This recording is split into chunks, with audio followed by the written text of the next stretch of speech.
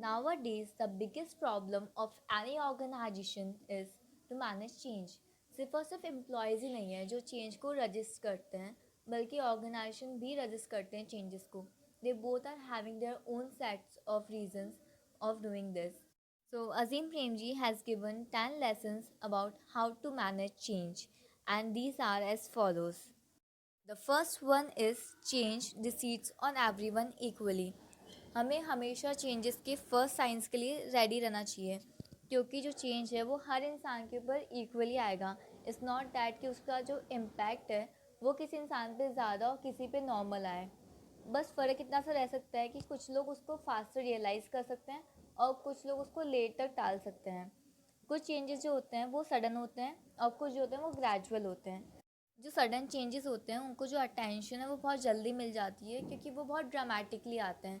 Just like all the lockdown things happen, क्योंकि उसमें एकदम से सब कुछ बंद हो चुका था. और जो ग्रेजुअल चेंजेस होते हैं उनको लोग इग्नोर करते हैं जब तक कि वो बहुत ज़्यादा लेट नहीं हो जाता कि अब उसको चेंज लाना ही पड़ेगा. Just like we all know the concept of online learning and work from home. लेकिन हमने उस चेंज को तब इम्प्लीमेंट किया जब कि वो हमारी नेसेसिटी बन गई थी लॉकडाउन के अंदर. अजीम प्रेमजी ने एडवाइस किया था लोगों को कि वो अपने लिए एक अर्ली वार्निंग सिस्टम डेवलप करें जो कि उनको वार्न करता रहे चेंजेस के लिए. In the case of change, being forwardness is being for earn. So basically इसका मतलब ये है, जब आप चेंज को पहले आइडेंटिफाई कर लेते हो तो आपको मार्केट में एक फर्स्ट मूवर एडवांटेज मिल जाती है. Next is the biggest enemy of your future success is your past success. जब भी कोई इंसान सक्सेस पा लेता है तो उसको लगता है कि जो भी उसने किया था वो उसने सही किया था और वो उसी चीज़ को रिपीट करता है. लेकिन जो सक्सेस के पैरामीटर्स होते हैं वो टाइम एंड अगेन चेंज होते रहते हैं, और इसलिए वो चीज़ गारंटी नहीं होती कि जो आपने पहले सेम चीज़ें की थी उस चीज़ से आपको फ्यूचर में भी सक्सेस मिल पाएगी या फिर नहीं. प्रेम जी ने एडवाइस दिया था लोगों को कि वो एंटिसिपेट करें चेंजेस को जबकि सब कुछ सही जा रहा हो, क्योंकि मोस्ट ऑफ द टाइम लोग चेंजेस के बारे में जब भी सोचते हैं वो तब सोचते हैं जब चीज़ें ख़राब जाती है. सो इट इज़ लाइक कि आप डॉक्टर के पास जा रहे हो चेकअप के लिए जब आप बहुत ज़्यादा बीमार हो, या फिर आप अपनी व्हीकल को लेके जा रहे हो मेंटेनेंस के लिए जब वो पूरी तरह से ब्रेक डाउन हो चुकी हो. The next one is opportunity lurking in disguise somewhere. Prem ji believe करते हैं कि जो चेंज है वो रिप्रेजेंट करता है अपॉर्चुनिटीज़ को, और चेंज को मैनेज करना भी डिपेंड करता है हर एक इंसान के खुद के एटीट्यूड के ऊपर, क्योंकि ये बेस्ड होता है हाफ फुल और हाफ एम्प्टी ग्लास अप्रोच के अंदर कि लोग चेंज को कैसे दिखते हैं, प्रॉब्लम की तरह या फिर एक अपॉर्चुनिटी की तरह. हर एक प्रॉब्लम ऑर्गेनाइजेशन के अंदर या फिर किसी भी लाइफ के अंदर चेंज को रिप्रेजेंट करती है, और वो चेंज अपॉर्चुनिटी को रिप्रेजेंट करता है. अब वो आप पे ऊपर है कि आप उसको कितनी जल्दी स्पॉट करते हो जिससे कि पहले कोई दूसरा उसको स्पॉट कर ले. The fourth one is do not allow routines to become chain. बहुत सारे लोगों के लिए रूटीन बहुत इंपॉर्टेंट होता है, और लेकिन कई बार ये भी हो जाता है कि वो ही एक ऑब्स्टिकल बन जाता है हमारे चेंज के लिए, क्योंकि जो रूटीन्स होते हैं वो रिप्रेजेंट करते हैं हमारे खुद के कंफर्ट जोन्स को, और ये हमें एक प्रेडिक्टेबिलिटी बता देता है कि हमारे लिए क्या है, और ये हमारे टाइम को और हमारे थॉट्स को स्ट्रक्चर कर देता है एक तरीके से. जो रूटीन्स होते हैं वो बहुत यूज़फुल होते हैं, लेकिन कभी भी किसी इंसान को रूटीन को अपने आप को उसका गुलाम नहीं बना लेना चाहिए. हमेशा हमें हमारे रूटीन्स को डेलिबरेटली ब्रेक करते रहना चाहिए, अदरवाइज जो हमारा रूटीन है वो बहुत ज़्यादा मोनोटोनियस और बहुत ज़्यादा बोरिंग हो जाएगा.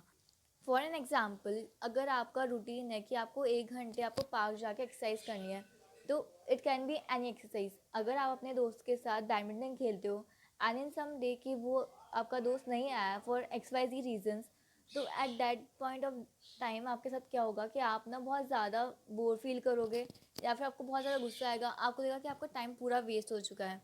लेकिन अगर आप अपने रूटीन्स को ब्रेक करते रहोगे, जैसे कि आपने 1 घंटा डिसाइड किया है एक्सरसाइज का और आप कोई सी भी एक्सरसाइज कर रहे हो या फिर डेली चेंज कर रहे हो, तो अगर आपका दोस्त नहीं आया तो आपको लगा कि ओके फाइन, अगर वो नहीं आया तो मैं कुछ और कर लेता हूँ, मैं जिमिंग कर लेता हूँ, मैं वॉकिंग कर लेता हूँ, या फिर मैं लोगों को बैठ के सिर्फ ऑब्जर्व कर लेता हूँ, तो वो आपके लिए बहुत ज़्यादा रिफ्रेशिंग रहेगा.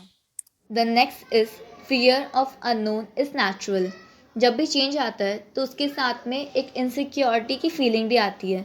बहुत सारे लोगों को लगता है कि जो फीलिंग है इनसिक्योरिटी की या फिर फियर है वो ब्रेव लोग हैं तो उनको नहीं होगा, जबकि जो ट्रुथ है वो बिल्कुल डिफरेंट है. हर इंसान को फियर ऑफ अननोन फील होता है, जो करेजियस लोग होते हैं वो उस फियर को फील करते हैं और मैनेज कर लेते हैं उसको, और वो मूव ऑन कर लेते हैं इस चीज़ से। The next is formal education is the beginning of the journey.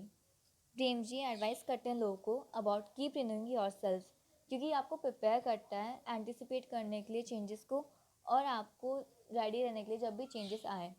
आपको हमेशा खुद से पूछते रहना चाहिए कि क्या नई स्किल्स या फिर कॉम्पिटेंस है जो फ्यूचर में ज़रूरत पड़ सकती है उन चीज़ों की जो आप में नहीं है, और आपको उनको सीखना चाहिए, क्योंकि फ्यूचर में सिर्फ वही ऑर्गेनाइजेशंस और वही इंडिविजुअल सक्सेस पाएंगे जो कि मास्टर कर लें art of rapid and ongoing learning process के अंदर।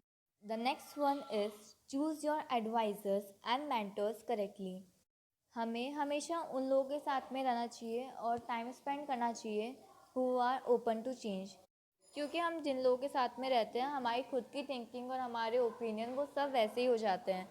अगर हम प्रिमिटिव थिंकिंग या फिर रिस्ट्रिक्टिंग नेचर के लोगों के साथ में रहते हैं तो हम भी वैसे बन जाते हैं, और ऐसे लोगों के पास सारे रीजंस होते हैं कि हमें कोई काम क्यों नहीं करना चाहिए। एंड इंस्टेड ऑफ दैट हमें उन लोगों के साथ में रहना चाहिए जिनके पास एक कैन डू अप्रोच हो, क्योंकि ऐसे लोग आपको हेल्प करते हैं कि आप अपने पोटेंशियल्स को आइडेंटिफाई कर पाओ और अपने आप को ग्रो कर पाओ। The next is playing to win is not same as cutting corners. जब भी हम खेलते हैं तो हम अपने आप को मैक्सिमाइज़ करते हैं कि हम अपने आप को स्ट्रेच कर लें कि हमारा सारा पोटेंशियल यूज़ कर पाएँ, और ये हमारे को हेल्प करता है कि हमारी सारी एनर्जीज़ को हम फोकस कर पाएँ और कंसंट्रेट कर पाएँ जिस चीज़ को अपन इन्फ्लुएंस कर सकते हैं, इंस्टेड ऑफ दैट कि हम हमारे रिजल्ट्स के लिए वरी करें। So it's basically like do your best and leave the rest. The next is think through but take the plunge. जो वर्ल्ड है वो आपको रिवॉर्ड करेगा आपकी सक्सेस के ऊपर। जो सक्सेस है उसको किसी भी एक्सप्लेनेशन की रिक्वायरमेंट नहीं होती है, लेकिन जो आपका फेलियर है वो आपके लिए कुछ भी नहीं छोड़ता।